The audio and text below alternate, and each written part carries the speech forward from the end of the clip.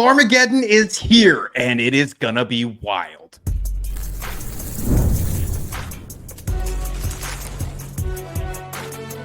You are Locked On College Crossover, part of the Locked On Podcast Network.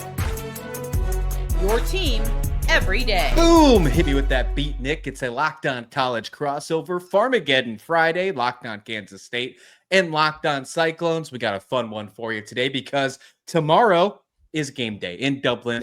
August 23rd is just around the corner, and we have college football, folks. Lots of stuff to get into. Today's episode is brought to you by FanDuel. Football season's right around the corner. I told you. So visit the FanDuel app today. Start planning your futures bets now. Nick, you know, you taking Iowa State. I'm taking Kansas State. There's no secret there. We'll give our score predictions later on in the show, but there's a lot to dive into. There's some depth chart issues on both sides of the football that could cause some concerns. We're going to give you your key victories to win on each side of the football and so much more. But Nick, I'm going to throw it right at you right off the bat. There is a potential issue with your offensive line. I thought it was going to be us as the big narrative on the offensive line, but looking at the first availability report, there is a potential offensive lineman in Trevor Burr that is listed as out. What's your thoughts on that for Saturday's game? Yeah, first I'd like to say it's hard to imagine. It's been 237 days by my count since Iowa State last played football. I didn't do the math for Kansas State, but boy, am I glad we are back. Like, it's hard to believe. We finally made it through the offseason and, you know, may the best man win, but let's enjoy that football is finally back. It's easy to get caught up in the game and oh, this, that, and the other. Let's just enjoy it for about 2 seconds. Okay, now we're back at each other's throats. Okay, as far as Trevor Burr, I'm not exactly too worried about this. I'm going to be honest. This is one of those that when I was asked about this on the radio, this was my one that I kind of let go by the wayside. I really wasn't too gung-ho on, oh, we're totally cooked now. He is a starter, or at least listed as one in the depth chart, and so there is going to be some concern around that. But the amount of talent that we have at the line, on the offensive line, makes me feel pretty confident. The fact that this is really, really early on in the season tells me, or at least just with deductive reasoning, there hasn't been a whole season worth of chemistry built up between a 5 set of guys, right? Like it's literally week 0. It's not even week 1 yet. So they've been mixing and matching guys all off season. This is not where my concern lies. Honestly, if I had to pick a guy on the depth chart that was relatively concerning, River Peppers not being on there, I thought, or being on there, I suppose, not being on the playing roster, was one that I had my eye on. Elijah Carnell, a defensive lineman, another guy that's probably worth talking about. And obviously the big linebacker in John Klosterman, would like to have him out there on the field. But Trevor Burr, you want everyone healthy. Like, you really do. And I think you're going to say the same thing about Kansas State here. But I wasn't really too concerned about this one. I would give it like a 4 or 5 out of 10. Just more shocking than anything. Really? Okay. Well, I'm a little shocked on that, to be completely honest with you, because your offense is your biggest concern, is it not? There's a lot of concerns about your offense trying to fill the voids of Higgins and Knoll. Then you add in a potential miss to that offensive line. You talk about only having just a few scholarship running backs ready to go on that roster as well. Is there a lot of concerns for Rocco Becht to fill the stage of Dublin, Nick? I mean, between the two, the offense is probably my bigger concern because I have been so bolsterous on the defense. I'm very excited about what that unit can get done. And I think that what you're saying does make sense as far as running backs and lack of wide receivers from last season and the offensive line. I can see your thought process there. It's just that my trust, because it's week 0, I feel okay. I feel really good about what we've heard from the wide receivers this offseason. Rocco, I think, is going to make a major step in development, working through reads and actually being able to utilize Taylor Mauser's kind of play calling, who I think got a lot better this offseason. I don't know if we've talked about the coordinators so much on Farmageddon Fridays, but that was something that I noticed when both of them got up for media availability, just how accountable both of them took last season and where they look to directly improve. And so I think that there's a big step forward in that regard as well for Iowa State. You're right. That is probably our biggest concern. But I just don't feel that concerned overall, to be honest. When the initial availability report came out, I mean, there was a decent amount of players on there listed as out, both about the same, Iowa State and Kansas State. It was a decent amount. And then there was, of course, 3 questionables for you, 2 doubtfuls for Kansas State, and 1 probable for Kansas State as well in Gunnar Maldonado. Were you shocked when you saw the list be that big of that many players being out for each side for this game?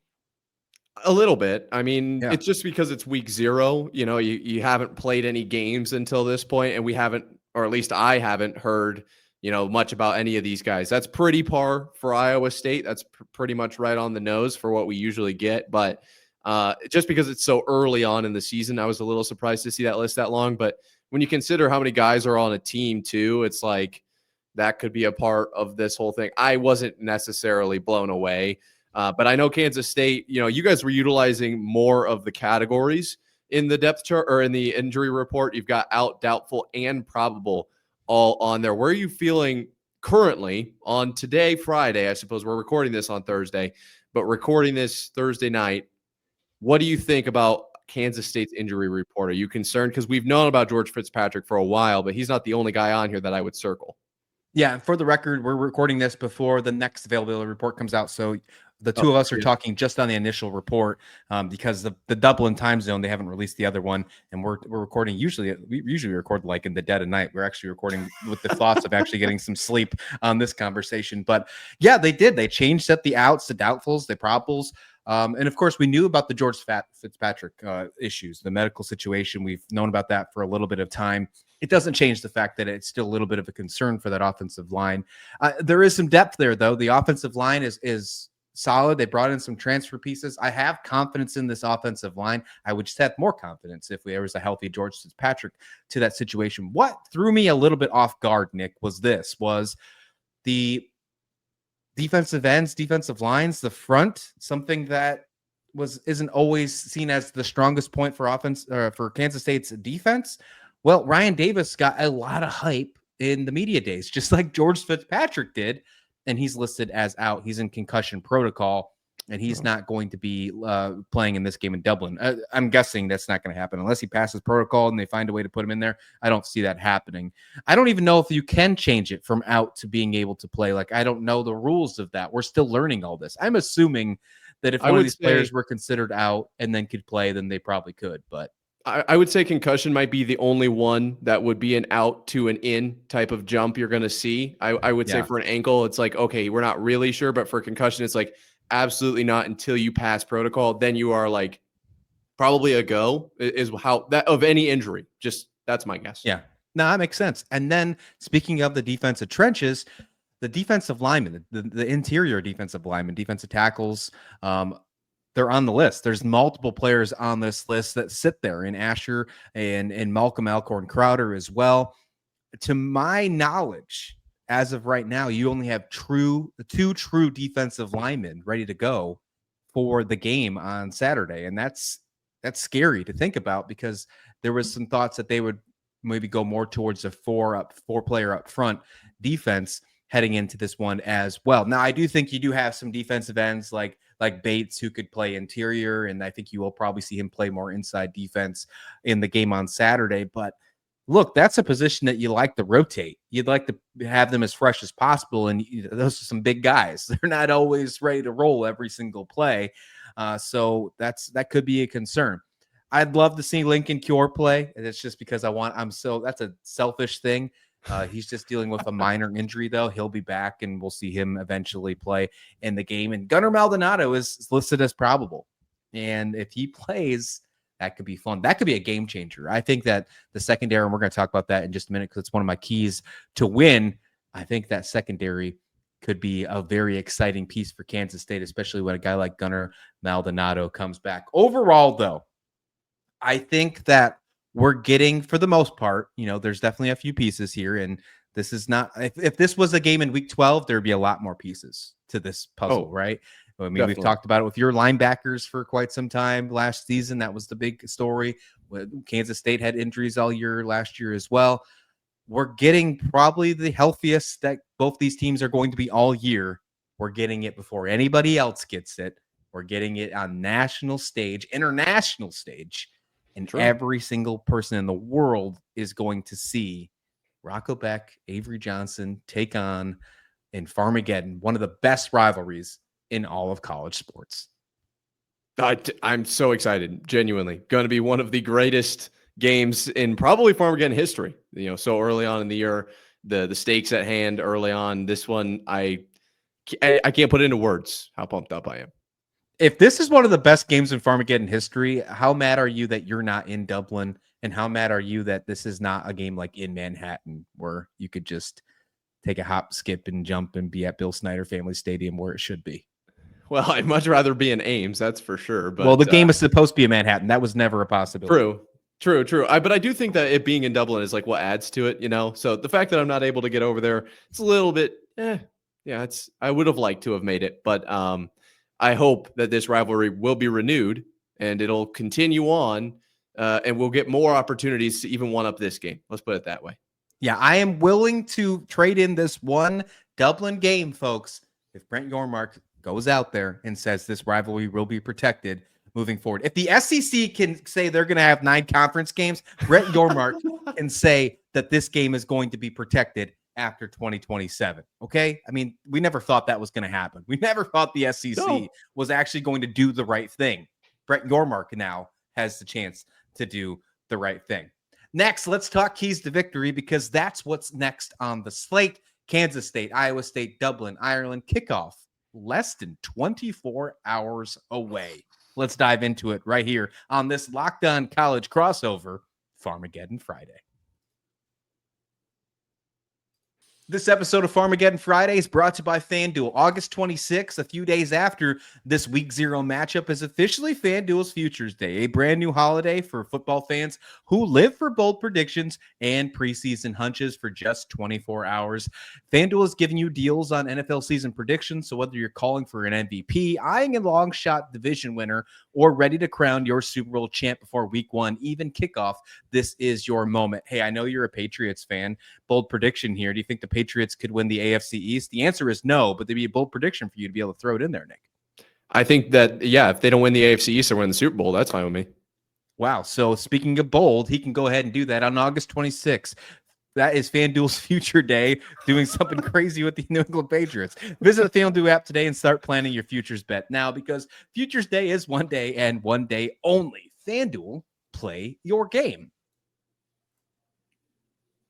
The running game for both sides is going to be the key reason that whoever wins this football game is because they succeed in the rush game. However, Iowa State was great in pass coverage last year. They were first in the Big 12. But heading into Farmageddon last season, they were 15th in rushing defense in the conference. Was that because of injured linebackers, or was that because of more? Well, I raise you one, Nick, because Dylan Edwards is absolutely electric, and he might run all over you. And oh, might I add, we have the best dual threat quarterback in the Big 12. How can Iowa State, in the first key factor of the game here, when we're talking the key factors, who to win Farmageddon, how can Kansas State stop the run?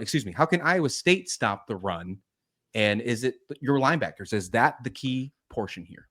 I think that is the what we're going to get down to brass tacks here. It's going to be the linebackers, because my key to victory, the biggest one that I'd come up with, was, can Iowa State, with a 3-man front, stop a probably run-heavy Kansas State and an extremely mobile Avery Johnson? Right? I think that that's really what this game is going to come down to.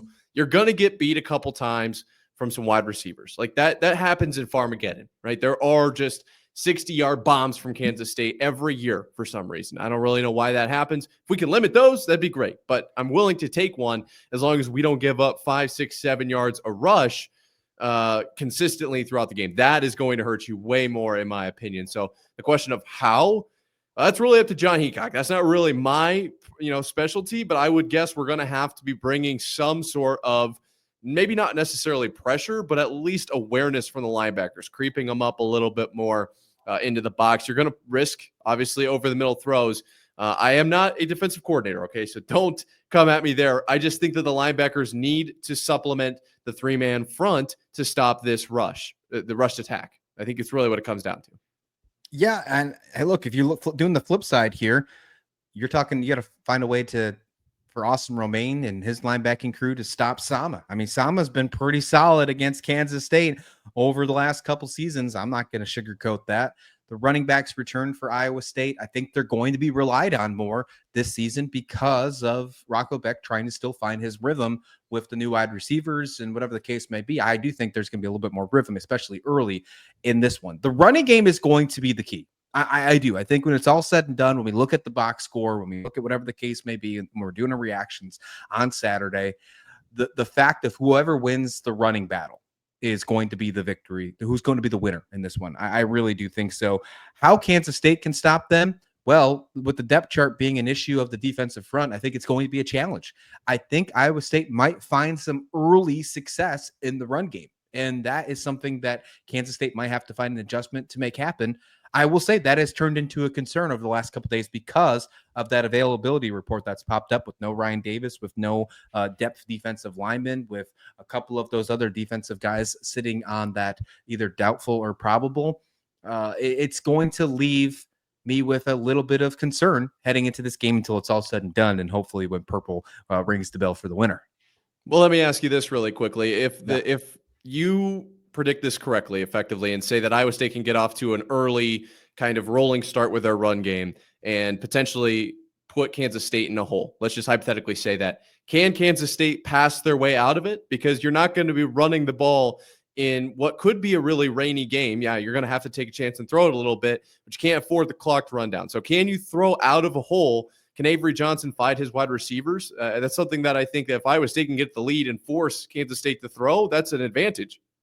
Yeah, there was multiple times just in the Farmageddon game last year that Avery Johnson found Jace Brown one-on-one. I mean, so yes, they can find the wide receivers, and you mentioned it already with some deep shots. They always find a way to do it in Farmageddon. Avery and Jace back again.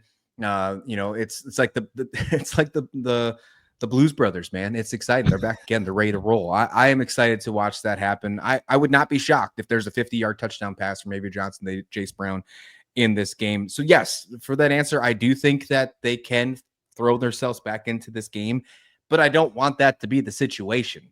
And let's kind of turn into this conversation a little bit more. We'll kind of do a little swapping here, and let's talk about the quarterbacks. Let's talk about Avery Johnson and Rocco Becht here. And look, last Farmageddon, play one, Avery Johnson fumbled the football. Turnovers is the key. Jack Trice was bumping. Oh, yeah.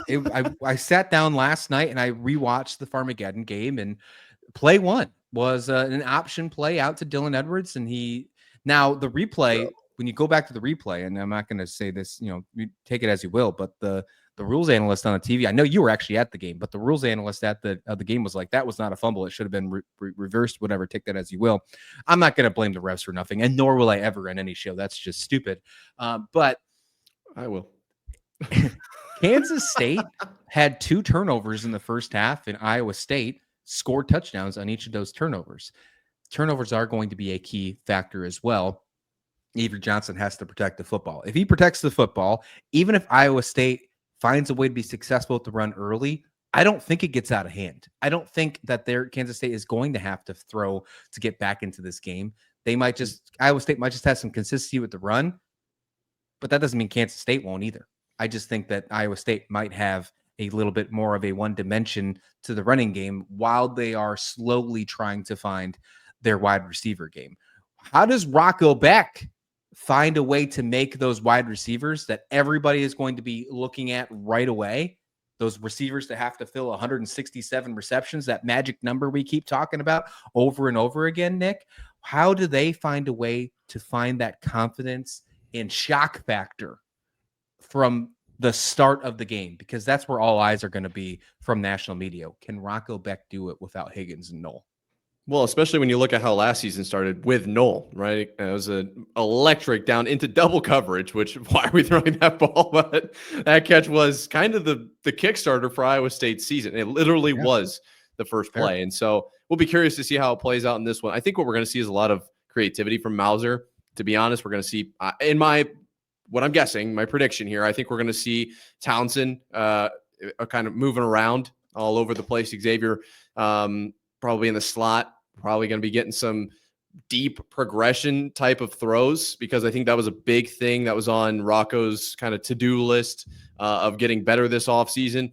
So it might be a 2.5 second, 3 second read where somebody breaks open over the middle. You have to let the play develop to get that receiver open. I could see some plays like that being worked in there as well. I don't know exactly who is going to do what. I think that was the position group that had the most oars for Iowa State, was that wide receiver position. So I don't know who's going to be out there and making the big plays. I just know that they're all capable. And how are they utilized by Mauser, and how are they obviously found by Rocco Becht, I think will be the question mark for Iowa State in this one. I don't think it's a key to victory. I will be honest. I think they can win without needing, 700 passing yards. I don't even think you probably need 250, to be honest. I think we can predominantly rely on the ground game, but obviously it'll help if we can throw when we need to. These teams were so similar last year when you look at points per game, passing yards per game, defensive points allowed per game. They were so similar in almost every aspect of the game.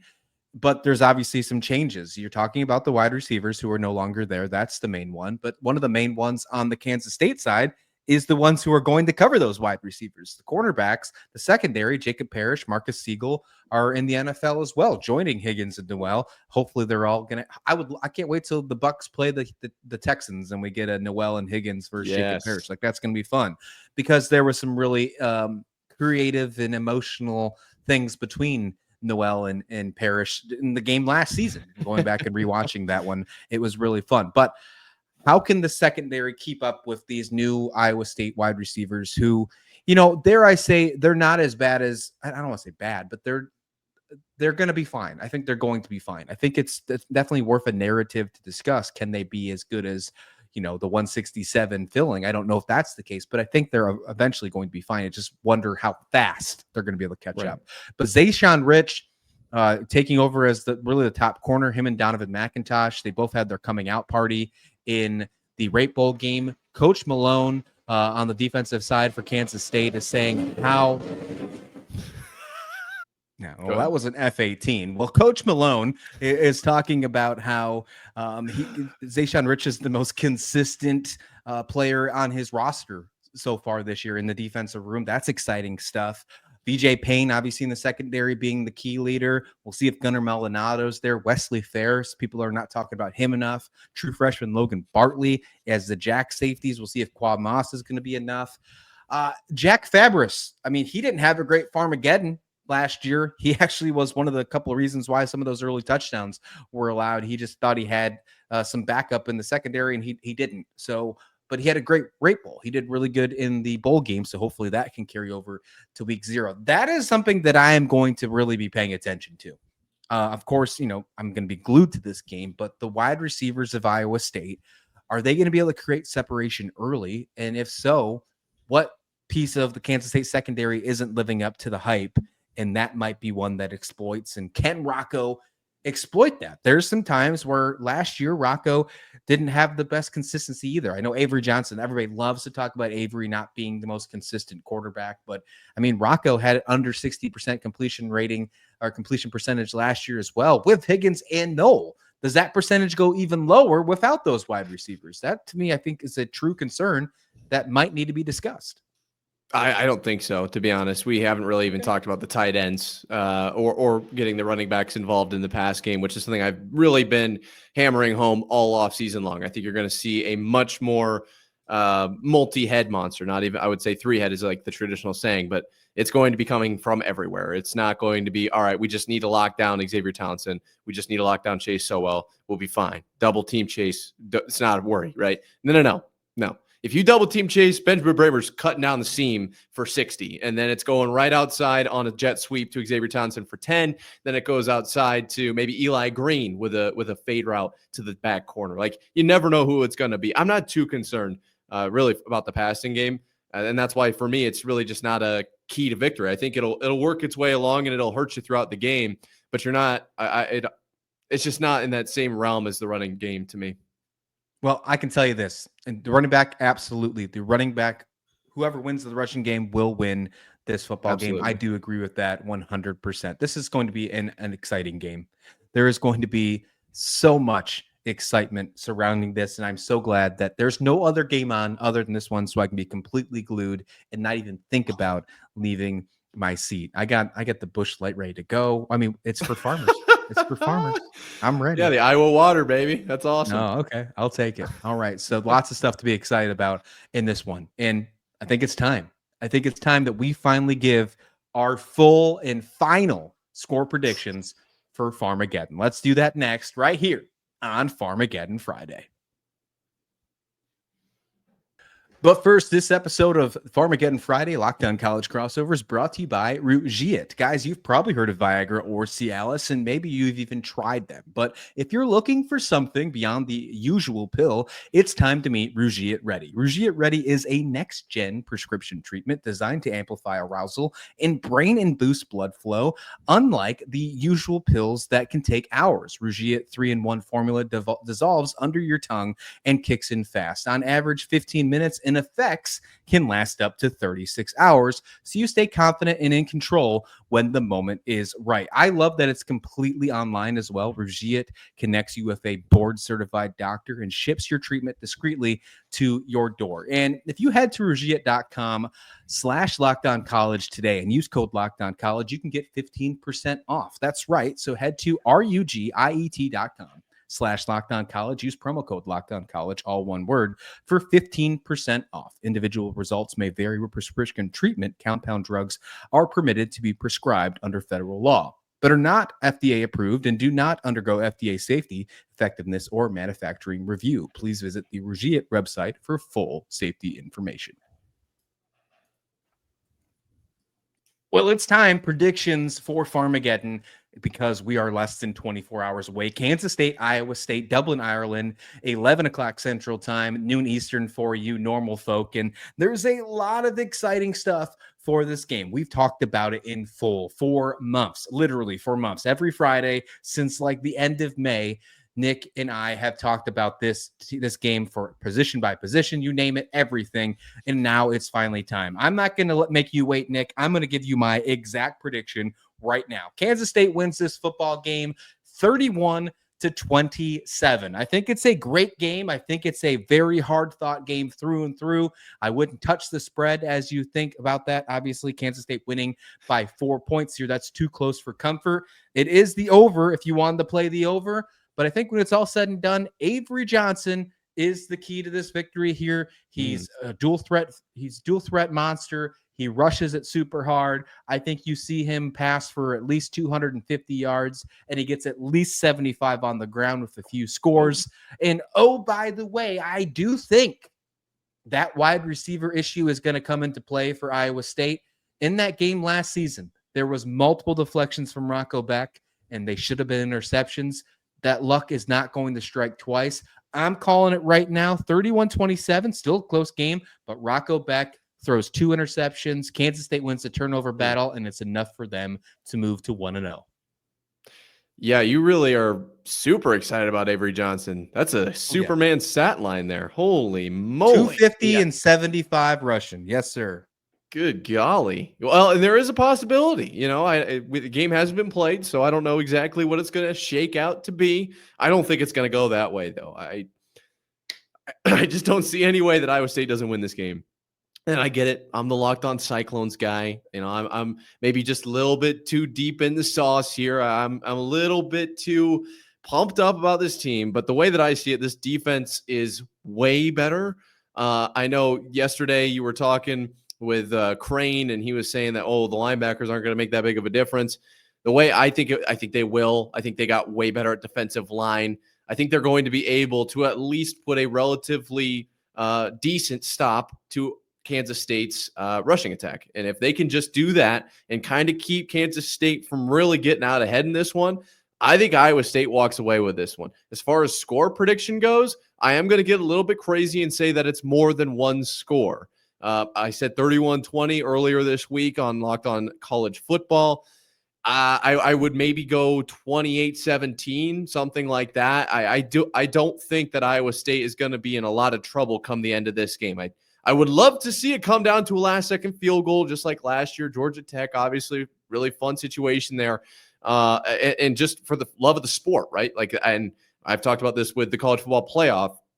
A lot of times I am for the love of the sport. And I think it'd be awesome. It'd be great for the Big 12. It'd be probably great for both these programs even though one has to lose. I just don't see it going that way. I think Iowa State's going to figure out the offense probably faster than we think. I think that we're kind of overestimating what they're losing at wide receiver. I think we're underestimating what they have at running back. And the line is enough of a question mark that I'm going to just assume that they're going to get it figured out. Rocco's gotten a lot better in the offseason, working through his progressions. Another year with Taylor Mauser at OC. Every domino leads towards Iowa State winning this game handedly for me. And maybe I'm just underestimating Kansas State. Maybe that's my problem here. Maybe I need to give more credit to the team from Manhattan because you guys are very good, right? Like that's very true. Obviously a favorite in the Big 12 race for a reason, but Iowa State is going to be in this one, and I absolutely think they're winning it. Well, that is your problem, amongst other things, problems in your life, Fair. I'm sure. But, when you talk about me being bold on Avery Johnson, you're being bold thinking that your defense is only going to hold Kansas State to 17 points. I just can't see that whatsoever. I mean, Matt Wells, I think, has shown some structure, what he showed in the bowl game. Of course, I know it's Rutgers. Iowa State is above Rutgers. Definitely. There's no doubt about that. Thank you. And you're welcome. That's the best you get. But Dylan Edwards is going to go off. I didn't even mention what I think Dylan Edwards is going to do. I thought Avery Johnson's going to be on fire, but Dylan Edwards, before halftime is over, when people are waking up on the West Coast, because this game starts at 9:00 in the morning on the West Coast. So when people are waking up, getting ready, sitting down, having their coffee, maybe a bagel, they're not even thinking about a Busch Light yet. They're going to turn on their TV or maybe open their little Twitter X feeds, and they're going to see highlights of Dylan Edwards running at least a 50-yard or plus touchdown, not even touched. They're going to ask, wait a minute, who's Kansas State playing again? Oh, Iowa State? That's weird because I didn't see any of them in the photo of this video. It's of like Dylan Edwards. I haven't listened to a thing I've said about the defense all season long, all off season. So Avery Johnson's going for 250 and 75 on the ground. And then we've got a 50-plus yard touchdown as well. So we've got over 300 yards of total offense in the first half. Like, yeah, if that happens, we're getting cooked. No, not in the first half. No, not in the first half. Dylan Edwards is going to have a breakout game. He's going to have at least a 50-yard touchdown in the first half. That's it. But the rest of the stats are for the full game, buddy. Yeah, that's all in the second half. Okay, so it's just the one touchdown in the first half. And then they all forget, actually, they have to play a second half, and that's why Kansas State can do so well. That's the only way I see this playing out. There's no way Iowa State's defense plays that poorly. There is just no way that happens. I'm sorry. This game is on a national stage, international stage, might I add, when it's all said and done. There is not a single game of football on when this one is on, Nick. So when this game goes final, when you and I are getting ready to do our reaction shows and go on Locked On Kansas State and Locked On Cyclones respectively, what is the rest of the world that's not tuning in, that should be tuned into our shows when that happens? What is the rest of the world thinking about this game? If it's Iowa State that gets the victory, the number one thing they are thinking about, and the narrative that will continue into next week about Iowa State is...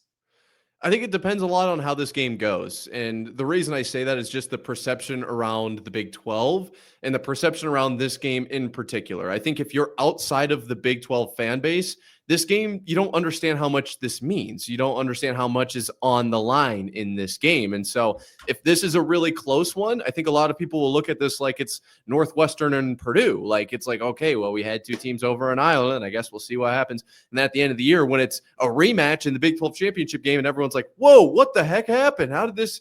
Like, I think it's going to come down to how the game plays out. So if a team wins dominantly, be it Iowa State or Kansas State, I think that team will get a lot of respect, and the other team will probably not. Let's just call it how it is. But I think if it's really close, I would honestly not be shocked if everyone just kind of views it as like, all right, first football game's over. Let's move on to something I want to watch, like the SEC, which I don't get because this is a huge game. So do you disagree, or do you think maybe this would be a disagreement that the loser would get more disrespect in a blowout than the winner would get respect? Oh, for sure. It needs to be a slobber knocker. It needs to be a close game through and through to make sure the respect happens, especially in a top 25 matchup that involves two Big 12 teams. I don't disagree with that whatsoever. But what I do disagree with, Nick, is what the world is going to be thinking when this all is said and done. What they are going to be thinking is, oh my goodness, we should have. There we go. We have to buy a plane ticket for Avery Johnson to fly to New York because he's going to be in the Heisman Trophy finalist. when it's all said and done. I knew you were going to say that. I actually do have a question for you, though. I do have a pretty legitimate question, I think. I was thinking about this yesterday when you were on the phone with Crane. Does the loss Shout out Jay in Crane. this shout Crane out Company, Jay by the way. Crane, real cool guest on there. Shout out to it was really awesome. Locked On Kansas State for getting that done.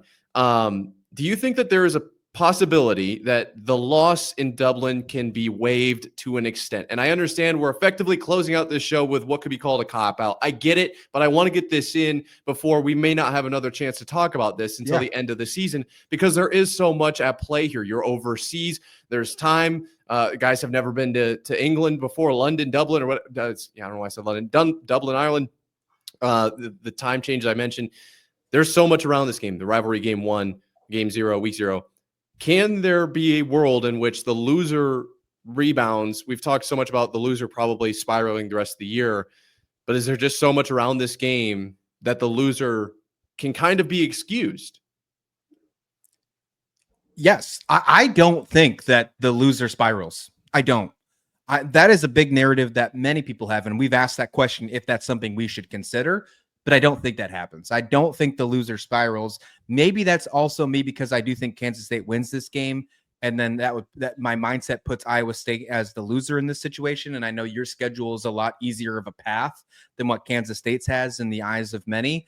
But I just don't see it spiraling. Like, for the record, if Kansas State wins this game, Iowa State, I think, still is the favorite to beat Iowa. I think Iowa State is still a favorite to be a top dog in the conference and find a way to find themselves in Arlington. I would not be shocked if the way the Big 12 starts and finishes this year is a game from Kansas State versus Iowa State. That would not shock me in the slightest, because because you lose the first game doesn't mean that you are completely out of the race. Is it harder? Absolutely. But there was not a single team in the Big 12 last year that went to Arlington without losing at least one game against a conference opponent. So no, none of these teams will spiral out of control as long as they're not blown out by 40, which I don't think happens by either team. Again, as I mentioned, my prediction is 31-27. Even with your score prediction of 28-17, like that's obviously more than one score. But if that was the final score, that's not enough for me to think that, no, these teams are going to be out of control. No. Well, and I think what I'm essentially saying here is that both of these teams are very, very good. And so if you're watching this, you got to watch the game. This is going to be one of the best games in all of college football this season. This is a top 25 matchup, a rivalry matchup overseas with major implications on the Big 12 race. Go watch it. Like, this is going to be top tier television. And so the loser could still rebound. Like, I absolutely think that is true. But I do think that getting the win in Dublin is going to be it's pretty important. You didn't even put your glasses on for the final segment, Nick. Can't believe it. There is so much here. We finally made it. We finally made it. Yeah, that was pure pressure to put the glasses on. We made it, so folks. Saturday is right around the corner, less than 24 hours to right now. If you're in Dublin and you're watching the game and you're listening to this, have a great time. I split the G. Find a way to split the G at least once. That's such a cool picture. I see it over there, and they find a way to do it in the Guinness Cup. I love that. Yes. I'm having a really fun time watching all these pictures on social media. And leave your score prediction in the comment description below if you're listening on Locked On Cyclones or Locked On Kansas State. We want to hear them from you. If you get it right on Locked On Kansas State, Nick, I'm sure you can join this conversation as well. If you get it right 100%, I'll make sure you get a shout out on the reaction show for sure.